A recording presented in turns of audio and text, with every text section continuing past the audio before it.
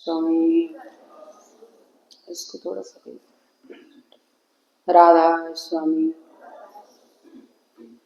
अभी आप लोग सुन रहे थे कि राधा स्वामी मत गृहस्थियों का मत है।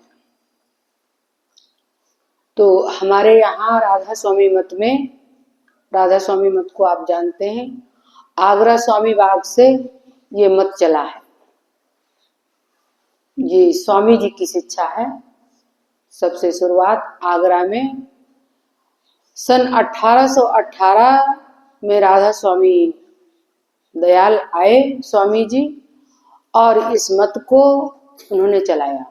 1818 से ये मत चल रहा है राधा स्वामी मत का।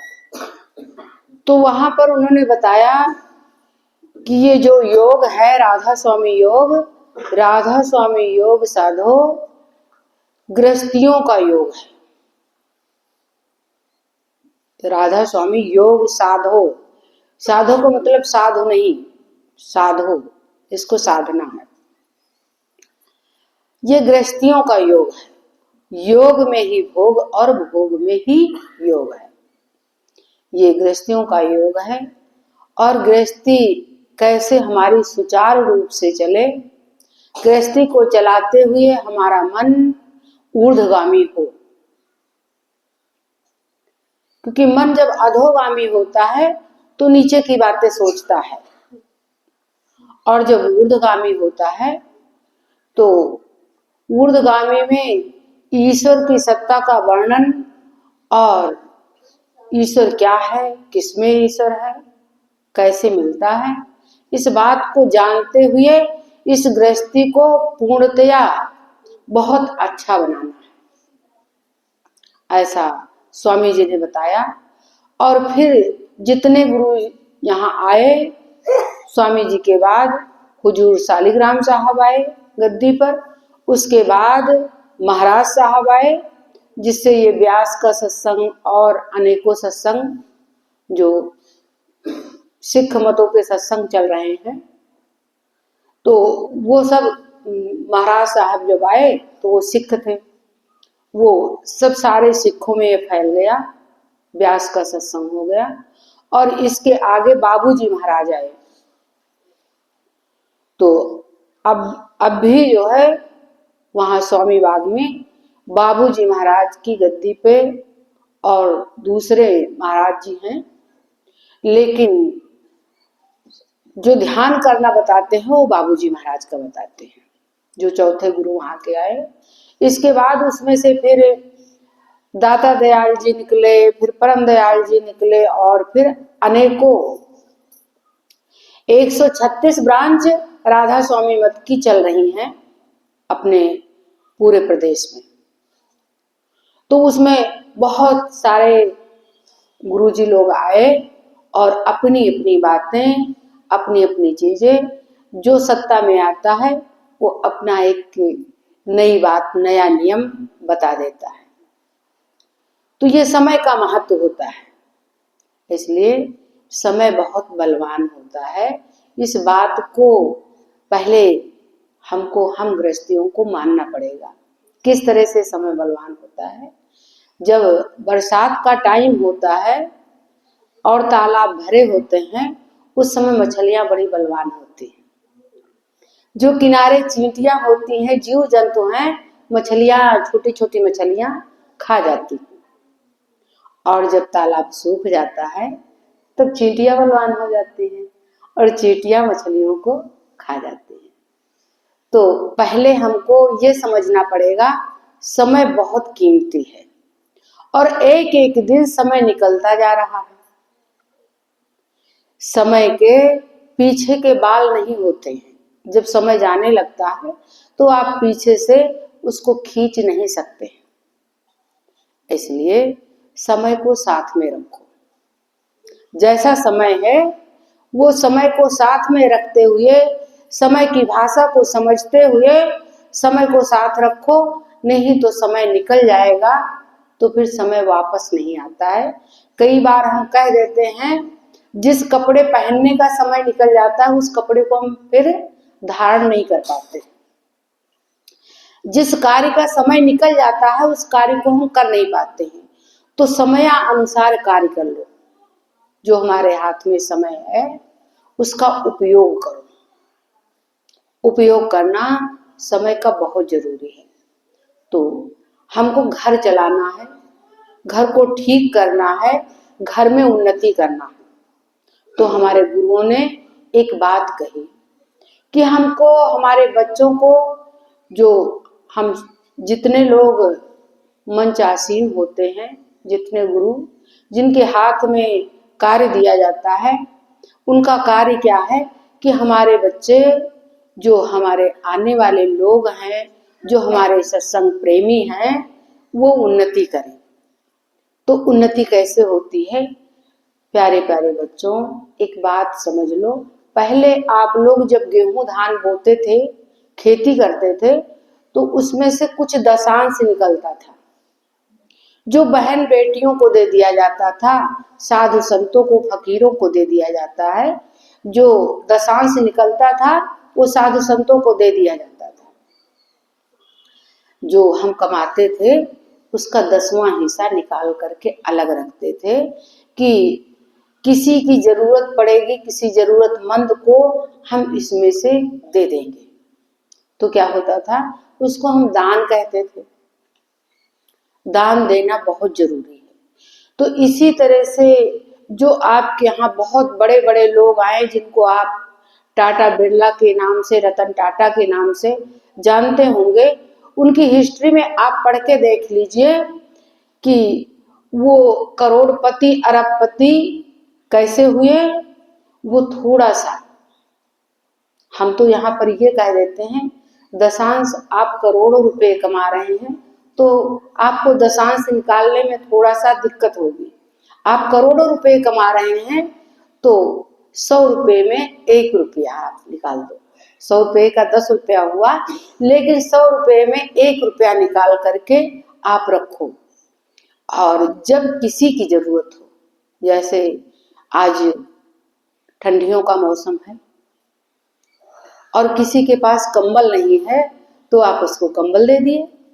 किसी के पास स्वेटर नहीं है, उन पैसों से स्वेटर दे दिए। तो आपका दशांश निकल रहा है। कभी कहीं भंडारा चल रहा है तो वहां पर 1 बोरी आटे की व्यवस्था कर दिए, कभी सब्जी की व्यवस्था कर दिए। तो क्या होता है, तन पवित्र सेवा किए, धन पवित्र किए दान, मन पवित्र हरि भजन से त्रिविध होत कल्याण। ऐसा हमारे शास्त्रों में लिखा है। हम खाली अकेले नहीं कह रहे हैं, ऐसा हमारे शास्त्रों में लिखा है कि ये तन पवित्र किस लिए होता है? सेवा करने से। अगर हमारा शरीर, हमारा स्वास्थ्य अच्छा ना चले तो क्या यहाँ हम आ सकते हैं? नहीं आ सकते हैं। तो ये भी ईश्वर की बहुत अनुकंपा है कि हम यहाँ आए हैं। इसलिए हम क्या कहते हैं, आप सभी हमारे स्वजन लोग, जो सत्संग में आता है उसको क्या कहते हैं? सज्जन। तो हमारे स्वजन, स्वजन का मतलब क्या हुआ? हमारे आत्मीय लोग। स्व माने आत्मा और जन माने आप लोग। हमारे स्वजन लोग, जो सत्संग में आता है, सत्संग की वाणी को सुनता है, वो आत्मा के करीब आ जाता है।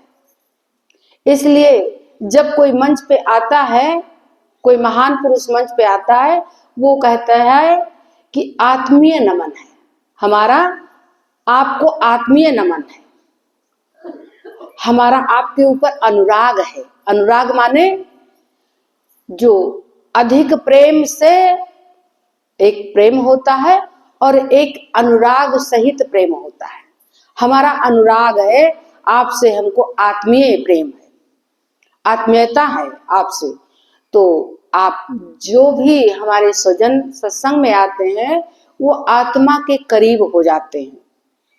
आत्मा आप सभी जानते हैं, जीव आप सभी के अंदर है, जिसे हम जीव आत्मा कह देते हैं।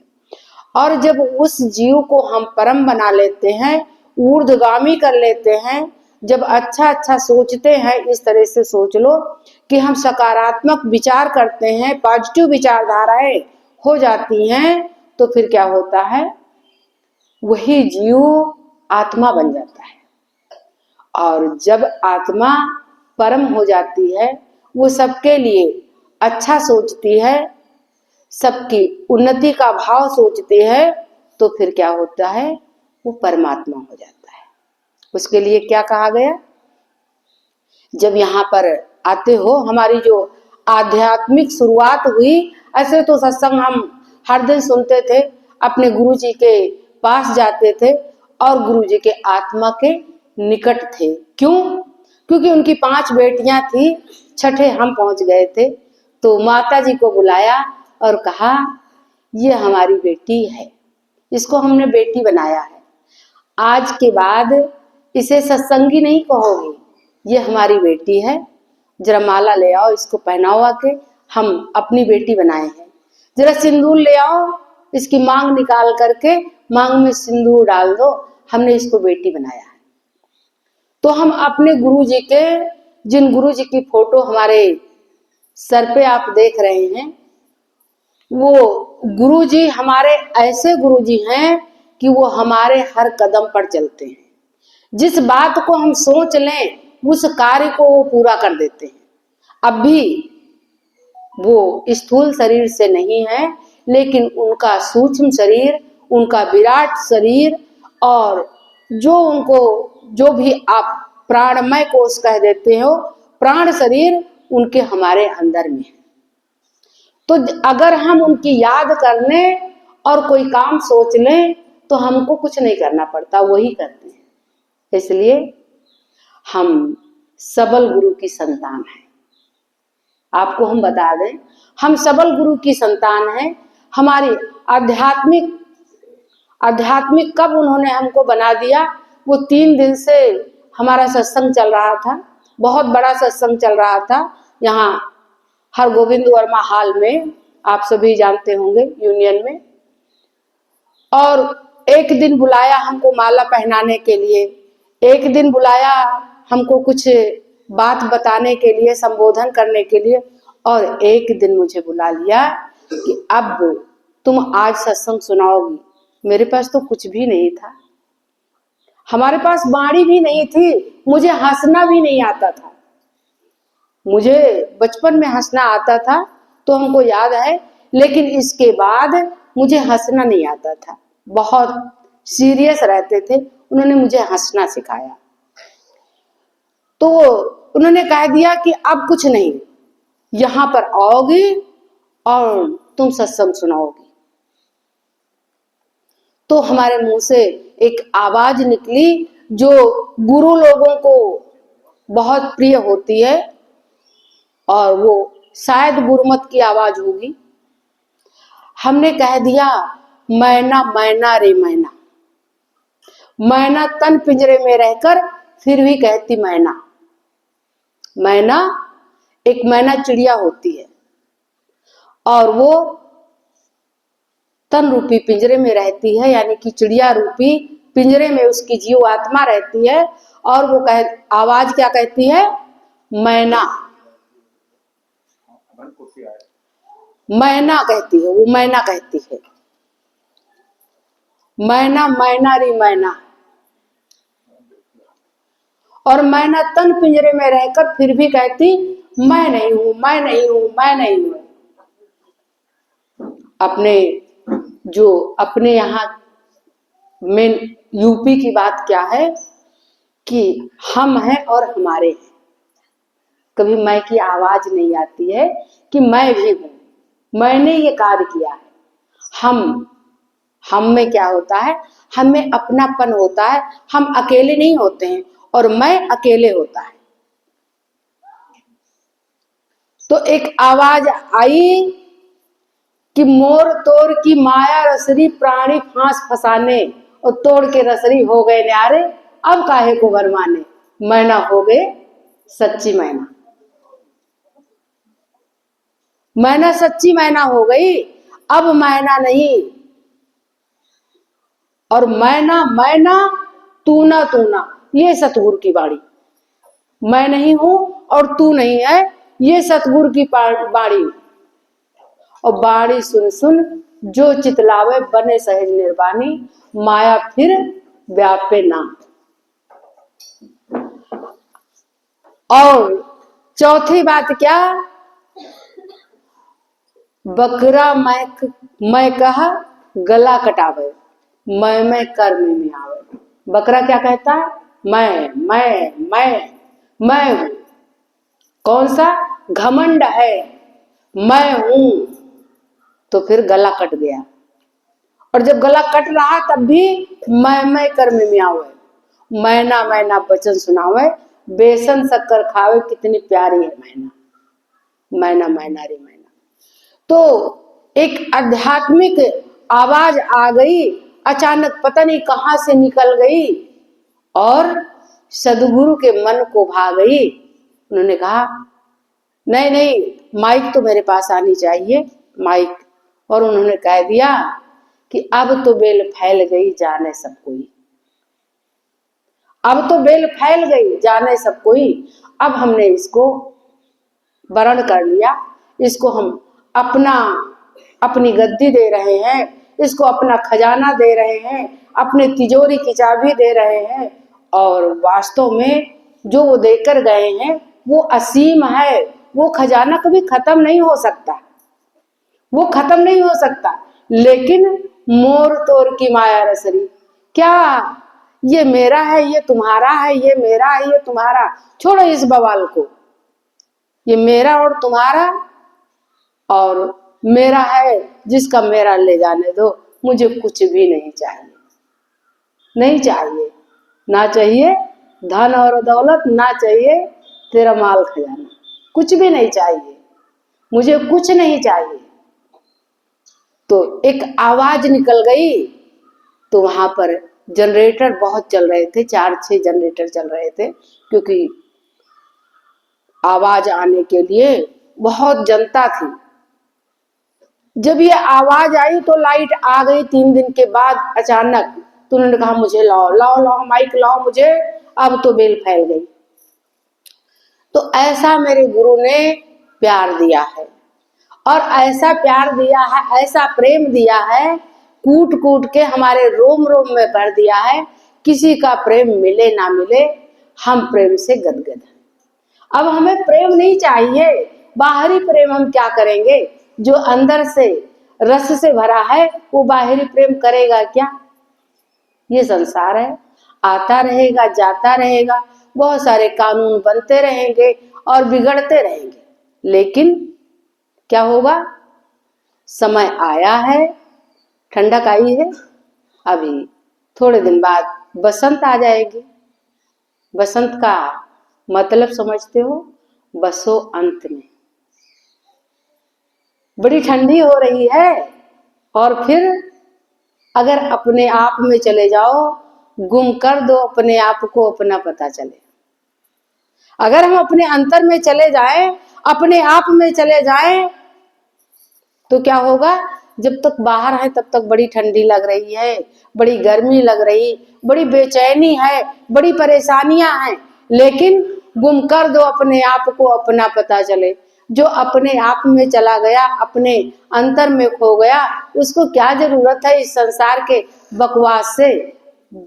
जिसको छोड़ करके भागो तो अनेकों रास्ते, जब टोटी को बंद करने लगो तो अनेकों जगह से पानी आने लगता है, क्योंकि बड़े फौहारे निकलने लगते हैं। तो इसलिए इस बकवास को बंद करो। क्या झूठ में ये जीव किसमें पड़ा हुआ है, ये मेरा है, ये तुम्हारा है, ये मेरा है, ये तुम्हारा है। और इस जीव ने क्या कह दिया, इस जीव आत्मा में ने क्या कह दिया कि जो कुछ बनाया है वो गुरु ने बनाया, मेरे बस का कुछ था कि हम बना पाते, मेरे बस का कुछ नहीं था। मेरे बस का ये नहीं था कि मेरी आवाज भी आती, मुझे तो कुछ पता ही नहीं है।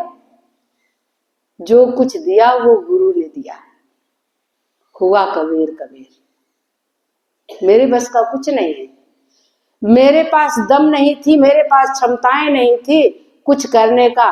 मेरे पास जो भी है वो गुरु का दिया हुआ प्रसाद है, मेरे पास अपना कुछ नहीं है। और आप लोग भी हमारे गुरु के दिए हुए प्रसाद में आ गए हो, इसलिए आप सभी का सम्मान है, चाहे कोई छोटा हो बड़ा हो। अभी एक भैया सुना रहे थे कि अगर कोई मुलजिम न होता तो हाकिम कैसे बनते। मुलजिम आया तभी तो हाकिम बन गए। कोई याद किया तो आप दया करने के लिए हाजिर हैं, कोई याद ही नहीं करेगा तो आप दयालु कैसे बनेंगे, पहले ये बताओ। और कोई भक्त नहीं होगा, भगवान कहाँ से आएगा। कोई भक्त ही नहीं होगा, कोई शिष्य नहीं होगा, तो गुरु कहाँ से आएगा। गुरु तो आप लोगों ने बनाया है, तो महिमा किसकी है, आपकी महिमा है। इसलिए हम आपकी महिमा का वर्णन करते हैं।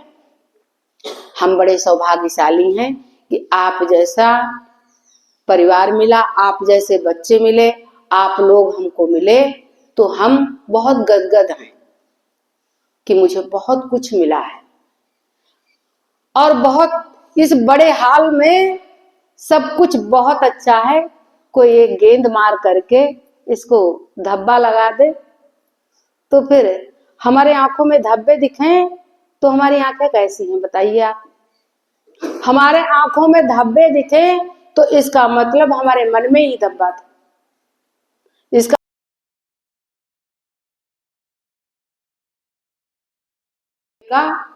तो हमें ईश्वर ने बहुत कुछ दिया है, गुरु ने बहुत कुछ दिया है।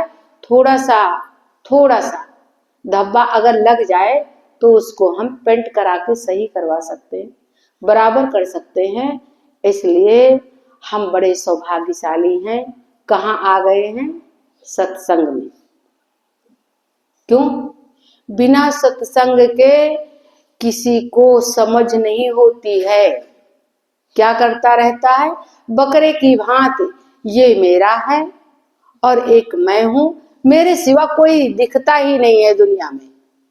तो फिर और ईश्वर को क्या कहा गया कि जो तुलसी कहां पर लगी होती है, पहाड़ों पे पर्वतों पे लगी होती है और ऊसर में लगी होती है, उसकी रक्षा वो हरी हरी क्यों है, क्योंकि उसकी रक्षा परमात्मा कर रहा है।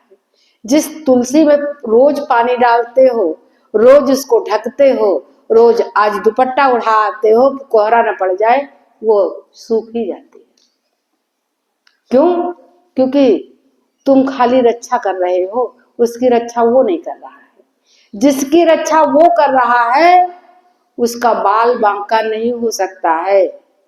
इसलिए अपनी बागडोर किसी और के हाथ में सौंप दो। किसके हाथ में सौंप दो, जो तुम्हारा इष्ट हो। हम ये नहीं कह रहे हैं कि तुम्हारा इष्ट राधा स्वामी हो, तुम्हारा इष्ट जो भी हो, इष्ट एक हो, तो उस इष्ट के हाथ में अपनी बागडोर सौंप दो। तो फिर क्या है, हम चलते रहेंगे, हमको कोई टेंशन नहीं है। हम चलते रहेंगे, जैसा वो चलाएगा वैसा हम चलते रहेंगे। हमको किस बात की चिंता है, जैसा वो चाहेगा वैसा हम चल देंगे। और जहाँ पर हम पैर रख रहे हैं वहां पर तो हमारे परम पूज्य मोहन दयाल जी पहले पैर रख चुके हैं। अब उस जगह को हमको देखना थोड़ी है कि कांटे हैं कि ऊसर है कि ठंडी है कि पत्थर है। हमें बस उस जगह पे पैर रखना है, हमको किसी बात की चिंता नहीं है। तो फिर अब क्या है, हमें चिंता नहीं उनकी, उन्हें चिंता हमारी है।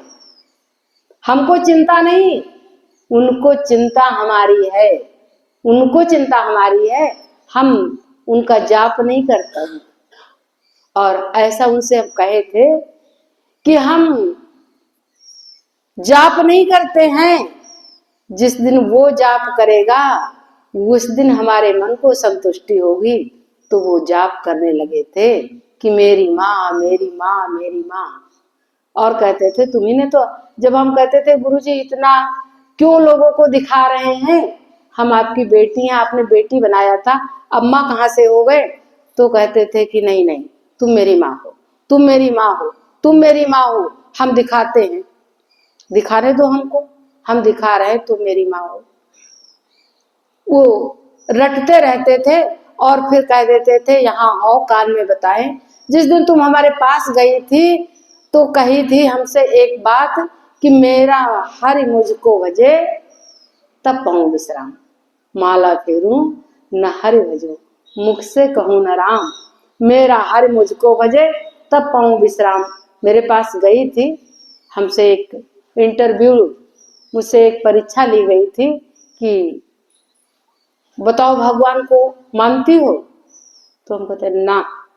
तो कहा तो फिर क्या मानती हो? तो यही शब्द हम बता दिए थे। पहली बार में जिस दिन उनके घर गए थे, हमारे छोटे छोटे 2 बच्चे थे, लेकर गए थे, ठंडक का महीना था, यही महीना था, मोटरसाइकिल से बिल्कुल कांपते हुए गए थे और उसी बीच में उन्होंने सवाल कर दिया कि तुम इतनी ठंडक में छोटे छोटे गुलाब जैसे बच्चों को लेकर आ गई हो, तुमको ठंडी नहीं लगी? मोटरसाइकिल से आ गई, तुम किसको ढूंढने आई हो? तुम कहे गुरुजी आपको ढूंढने आए हैं। तो कहा किस भगवान को मानती हो? तो हमने कहा माला फेरूं न हरि भजूं मुख से कहूं न राम, मेरा हरि मुझको भजे तब पाऊं विश्राम।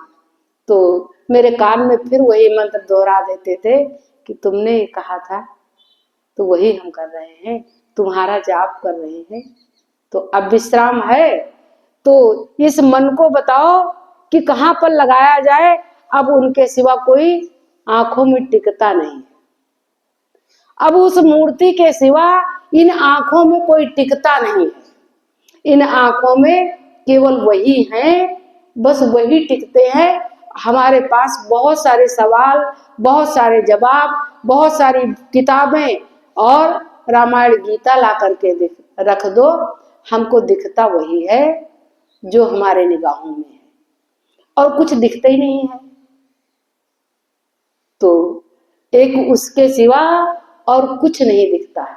इन आंखों में अब उसी की पट्टी बंधी हुई है, अब वही दिखता है, जो भी करेगा अच्छा करेगा। ये हमारी आवाज है कि जो करेगा, जो करना होगा मोहन करेगा और कोई नहीं करेगा, वही मोहन दयाल करेगा। और इस शरीर की गति और मति किसी काम की नहीं है, हमारी मति किसी काम की नहीं है। और अगर आप आ जाओ, आप आ जाओ और एक बार खा के मुझे खिला दो आके, मैं मना नहीं करूंगी, हम मना नहीं करेंगे। क्यों? क्योंकि इतना हम नीचे झुक चुके हैं कि अब हमको और झुकाना बाकी नहीं है।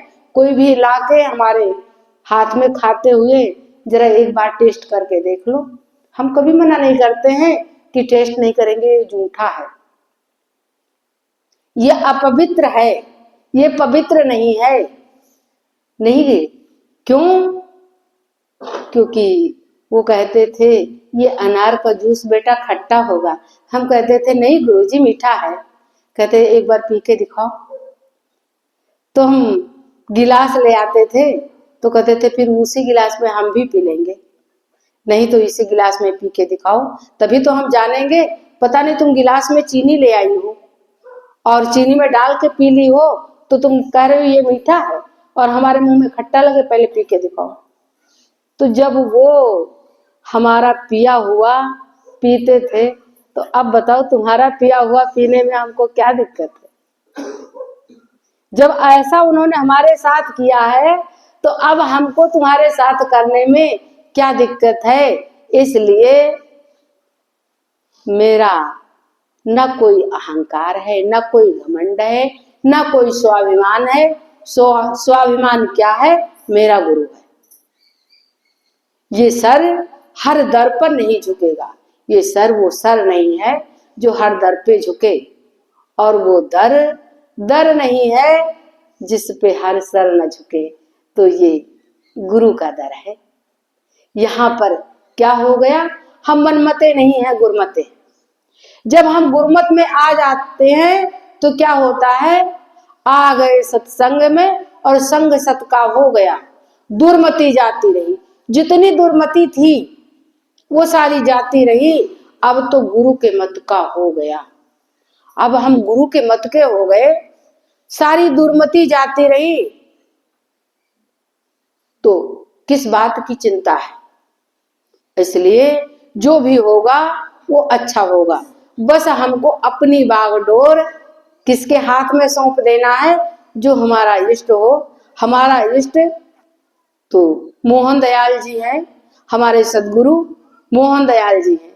हम तो अपनी बागडोर, अपनी इच्छाएं, अपनी वासनाएं, अपनी कामनाएं उनके चरणों में डाल दिए कि जो आपका मन हो वो करिए, अब हमको कुछ नहीं। एक मूसल के सहारे धान ने अपने आप को छोड़ दिया, ओखल में धान को छोड़ दिया, तो अब कितने मूसल पड़ेंगे। धान को तो चावल बनना है, धान को धान नहीं बनना है, धान को बहुत अच्छा चावल बनना है उच्च कोटि का। तो कितने मूसल पड़ेंगे इसका भी कोई, क्योंकि हम तो उसके मूसल के हवारे अपने सर को छोड़ दिए।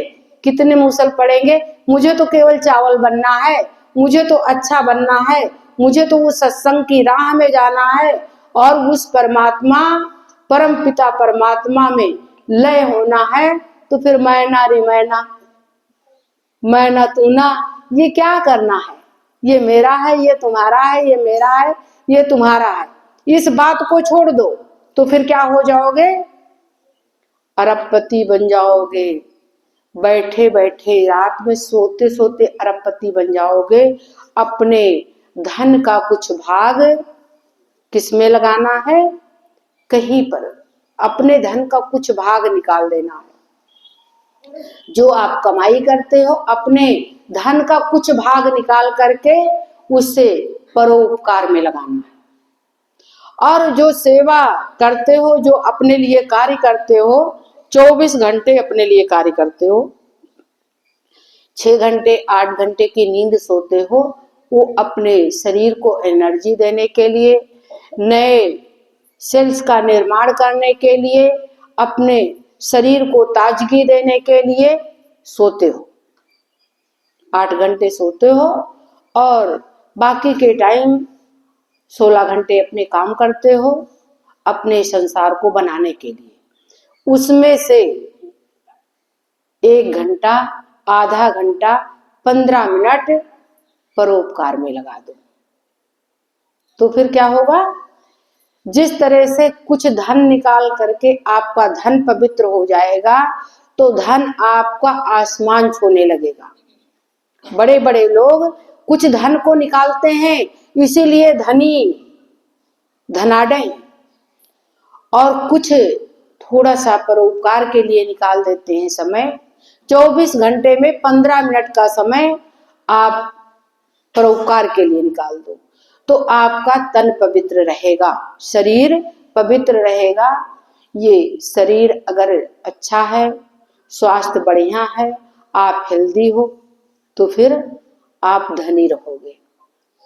सबसे बड़ा धन क्या है, आपका शरीर है। आपका शरीर अच्छा होना चाहिए, हेल्दी होना चाहिए। इसके लिए 15 मिनट का समय परोपकार के लिए, बड़े बुजुर्गों की सेवा के लिए, या कहीं भर किसी का हाथ पकड़ने के लिए 15 मिनट का समय निकालना है।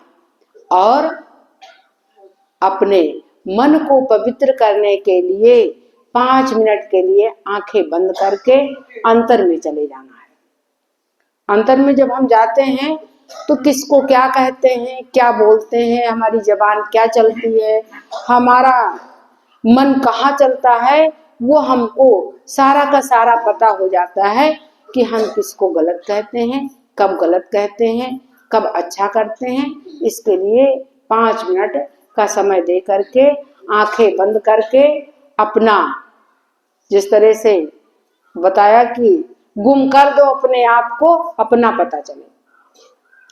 तो अपने मन को, विचारों को रोक करके 5 मिनट के लिए अंतर में जाना है और बस हमको क्या होगा, एनर्जी मिल जाएगी। एक छोटा सा आपका मोबाइल है, पूरे दिन चलाने के लिए 10 मिनट के लिए चार्जिंग में लगाते हो, ऑफिस जाते समय, दुकान दफ्तर खेती पाती जाते समय मोबाइल चार्ज कर ले, मोबाइल चार्जिंग में लगाते हो कि वहां डिस्चार्ज हो जाएगा मोबाइल। इसी तरह से आपको अपने आप को 5 मिनट के लिए अंतर में जा करके चार्ज करना है, क्योंकि आप घर से बाहर निकल रहे हो तो कभी किसी की जरूरत पड़े, कहीं पर कुछ बोलना पड़े तो बहुत अच्छा पॉजिटिव बोले, हम बहुत अच्छा, हमको देख करके लोग बहुत अच्छा फील करें, हमारी आभा मंडल, हमारी शक्ति प्रदर्शित हो। तो फिर आभा मंडल हमारा अगर अच्छा होगा तो हमारे ऊपर अच्छी प्रतिक्रिया आएगी। इसलिए थोड़ी देर के लिए हमको चार्ज करना अपने आप को, तो हमारा मन पवित्र हो जाएगा। और मन एक बहुत बड़ा पावर हाउस है। पावर हाउस में कुछ तारों के जाल बिछे हुए हैं, और अगर आपके यहाँ लाइट ना आए तो सारे बल्ब बेकार हो जाएंगे। कितने बड़े बड़े राड और बल्ब लगे हों, अगर लाइट ना आए, उस तार में बिजली ना आए, तो बिना बिजली आए तार बेकार हो जाएंगे, तार बेकार पड़े रहेंगे।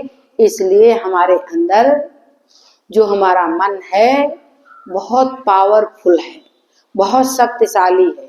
इसके अंदर एनर्जी होना बहुत जरूरी है। इसके लिए थोड़ा सा हमको आध्यात्मिक बनना पड़ेगा। अध्यात्म का मतलब क्या है? अध्यात्म का मतलब ये है, एक तालाब है, उसमें छोटी छोटी मछलियां जो जीव जंतु को खाती हैं, वो खा करके अपवित्र कर देती हैं जल को। अगर एक बड़ी मछली डाल दी जाए तो उन छोटी मछलियों को खा जाएगी और वो जलाशय बहुत पवित्र और निर्मल जल हो जाएगा, उसके अंदर बहुत बढ़िया पानी हो जाएगा।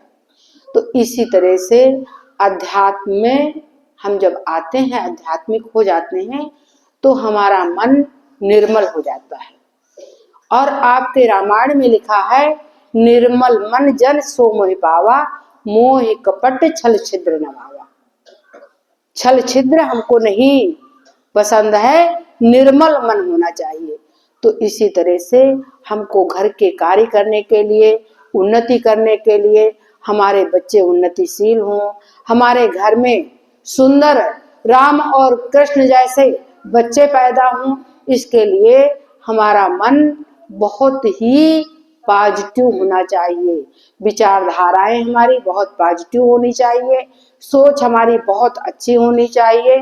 तो हमको अपनी सोच को ठीक करना है, विचारों को ठीक करना है, मन मस्तिष्क को ठीक करना है, और हम हेल्दी हों और वेल्दी, इतना कार्य हमको करना है।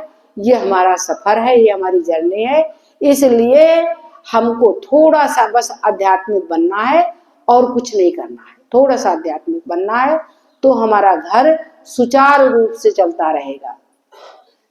तो इसके लिए गुरुओं ने कहा, हमारे परम पूज्य मोहन दयाल जी ने कहा कि करनी करे वो पूत हमारा। जो हमको देखकर, जो हमारे घर के संस्कार हैं, जो हमारे घर की मानवताएं हैं, करनी करे वो पूत हमारा। किस तरह से? मेरी सासू माँ का एक सिद्धांत था, आप 3 बजे आओ, चाहे 12 बजे आओ, चाहे सुबह 10 बजे आओ। तो कहती थी, अच्छा ठीक है, चाय बना रही हो, चाय बना के भैया को पिला दो, इसके बाद खाना खिला दो। तो वो कोई कहता था, अरे चाची हम 4 बजे आ रहे हैं, आप खाना खिलाने करे हो, आप खाना कहाँ रखा होगा? अरे भैया खाना खा लो, आप भूखे आए होंगे। उनका ये सिद्धांत था। वो उनकी आदत जो है, उनके संस्कार हमारे हृदय में उतर गए कि भैया आपको भूख लगी होगी, कुछ खा लो, आप घर से खा के आ रहे हो, तब भी हम कहते हैं कुछ खा लो भैया। तो तो हमारे घर की मानवताएं कुछ होती हैं, हमारे घर के कुछ संस्कार होते हैं जो हमारे बच्चों को पता होते हैं। तो करनी करे वो पूत हमारा और कथनी कथे वो नाती। नाती को हमारे घर के बारे में कुछ पता नहीं है, वो ये जानता है कि हमारे नाना हैं और इतने बड़े हैं, ऐसे हैं, गोरे काले हैं, नाना हमारे हैं। ऐसी कहानियां नाना सुनाते थे, नाना के नाम से पता है। कथनी कथे वो नाती, और रहनी रहे वो गुरु हमारा, हम रहनी के साथी। जो रहनी में उतर जाता है वो गुरु के समान हो जाता है, इसलिए गुरुओं ने कहा हम रहनी के साथी। हमको तुम्हारा धन दौलत माल खजाना और तुम क्या कहते हो क्या करते हो ये हमको नहीं जरूरत है। रहनी जो हमारी रहनी है उसमें उतरोगे तो फिर हम तुम्हारे गुरु और तुम हमारे शिष्य। शिष्य बहुत बड़ा होता है। शिष्य का मतलब है सीखने वाला। शिष्य का मतलब ये नहीं होता है कोई और चीज, सेवा करने वाला नहीं, सीखने वाला। शिष्य का मतलब सीखने वाला। तो जो हमारी सीख को मान लेगा वो हमारा शिष्य। और सारे लोग सोचते हैं शिष्य का काम सेवा करना है, लेकिन शिष्य नमत है गुरु को, यह जाने सब कोई। शिष्य जो सीखने वाला है गुरु का नमन करता है, यह जाने सब कोई। और गुरु नवत है शिष्य को, बिरला जाने कोई। ये बहुत करीब न रहे कोई दूरी, तुम हम में समा जाओ हम तुम में समा जाएं, वो जानता है, बिरला जाने कोई। जब गुरु नवत है शिष्य को, बिरला जाने कोई। हम गुरु की तो बात कर रहे थे कि वो अनार का जूस तुम पी लो, पहले एक घूंट पी के दिखाओ हमको, देखे पी लेती हो। तो गुरु की आज्ञा, पी लिए, लाओ हम पी लेते हैं। तो गुरु ने जो हमें दिया, जो खजाना दिया, वो हम जानते हैं, ये सारे लोग नहीं जान सकते हैं कि क्या दिया। हम अपने मुंह से जो बखान कर रहे हैं वो अकथनीय है, उसका कथन हम कभी कर नहीं सकते हैं, वो वाणी से वचन से परे है, वो दिखाने से हमारे परे है। जो उसने दिया है वो तो हमारे पास है, बस उसकी हम सराहना कर सकते हैं, उसको नमन कर सकते हैं, उसको लाखों शुक्राने बोल सकते हैं, लेकिन हम दिखा नहीं सकते कि गुरु ने क्या दिया। जो दिया है वो बहुत असीम है। वो असीम है जो उन्होंने प्रेम दिया, जो उन्होंने शक्ति दी, जो सम्मान किया हमारा, वो असीम है। इसलिए हम उस गुरु का नमन करते हुए अपनी वाणी को विराम देते हैं। अब आप आध्यात्मिक बात सुनिए, ये तो थी हमारी रहनी। राधा स्वामी।